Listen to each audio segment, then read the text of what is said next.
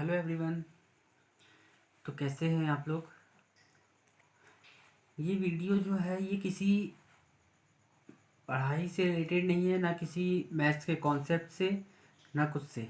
ठीक है, ये वीडियो रिलेटेड है अभी जो प्रोटेस्ट चल रहा है स्टूडेंट्स का, आपको उसके बारे में जानकारी होगी।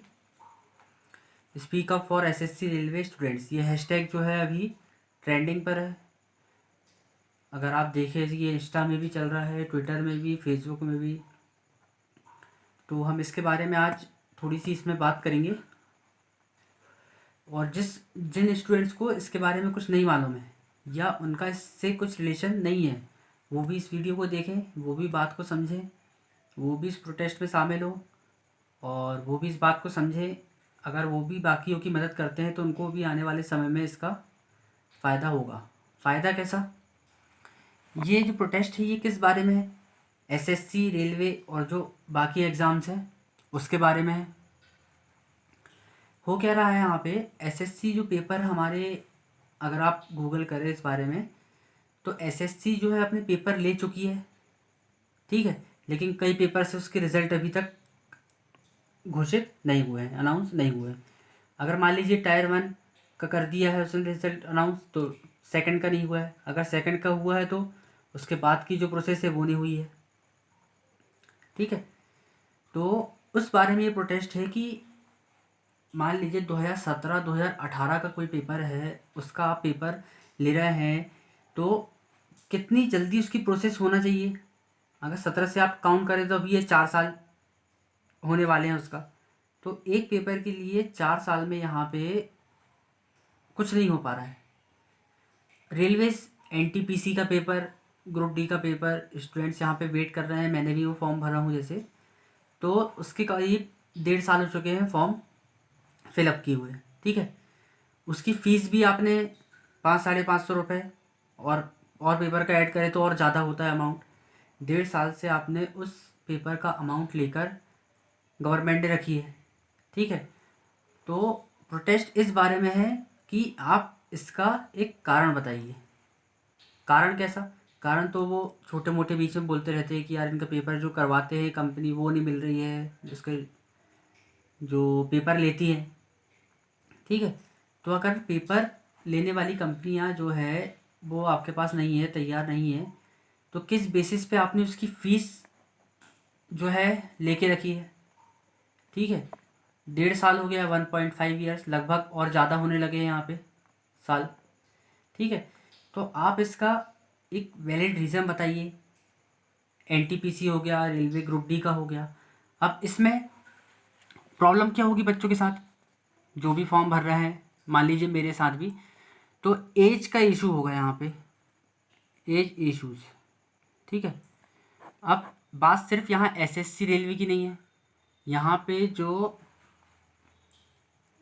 स्टेट वाली जो वैकेंसीज है उनकी भी बात है यहाँ पे। स्टेट की कैसे?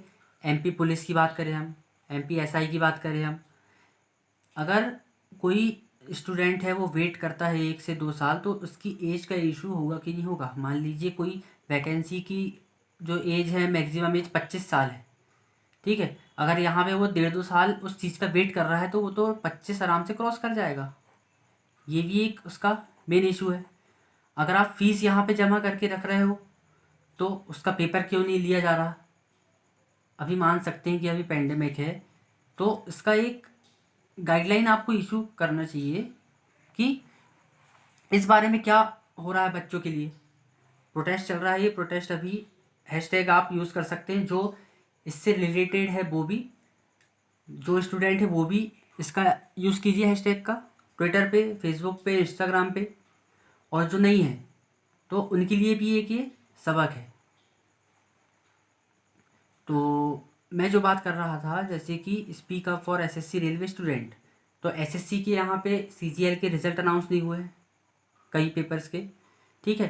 रेलवे की बात करें हम तो यहाँ पे एनटीपीसी, हमारा एनटीपीसी 1.5-2 साल हो गए, और ग्रुप डी, इनके पेपर रुके हुए हैं।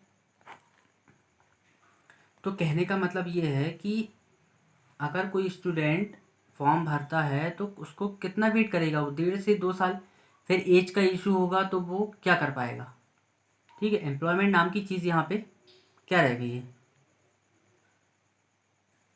पढ़ाई करने वाले कर रहे हैं, मान सकते हैं। अभी मान लीजिए किसी चीज़ की वैकेंसी है आपके पास, अभी 90,000 वैकेंसी थी लगभग, एलटीपीसी या ग्रुप डी की थी शायद।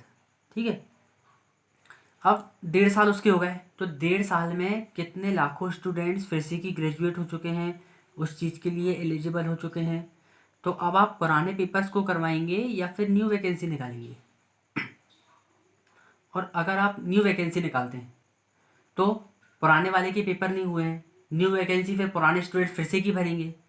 तो आप रेशो समझिए कि पहले रेशो कुछ और था, कम स्टूडेंट से ग्रेजुएट वाले, ग्रेजुएशन लेवल के। ठीक है, अब फिर वैकेंसी निकलती है तो ग्रेजुएशन लेवल जो है आपका हाई हो जाएगा।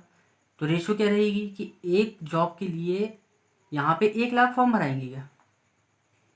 तो मेन इशू जो है वो इस बात का है।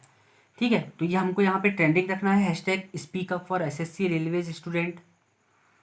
अगर आपको मेरी बात समझ में आई हो तो इसको आप, आपका मन है, आपकी इच्छा है कि और लोग सुनना चाहिए तो आप इसको शेयर कर सकते हैं।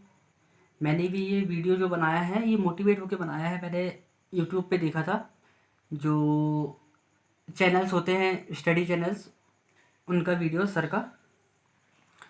तो यहाँ पे बात यही हो रही है, सरकार से यही बच्चे कह रहे हैं कि आप एक गाइडलाइन इशू कीजिए, गाइडलाइन मीन्स एक नोटिस जारी कीजिए।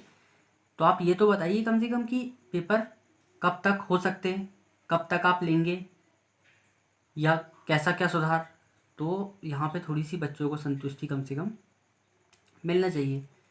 यहाँ पे 1.5 साल हो चुका है, आपने फीस भी ले चुके हैं, फिर आप कहते हैं कि आपको कंपनीज नहीं मिल रही है पेपर करवाने के लिए। तो आपने किस बेसिस पे फीस बच्चों से वसूला है।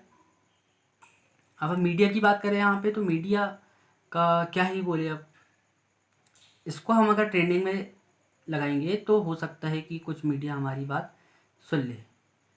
ठीक है, क्योंकि उनको ये टॉपिक शायद उनके कान में नहीं पड़ रहा है, ना आँख में दिखाई दे रहा है, ना कान में सुनाई दे रहा है उनको।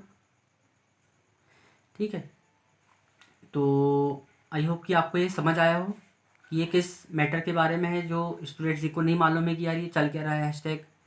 तो उन्हीं के लिए था ये वीडियो, तो इसको ज़्यादा से ज़्यादा शेयर कीजिए।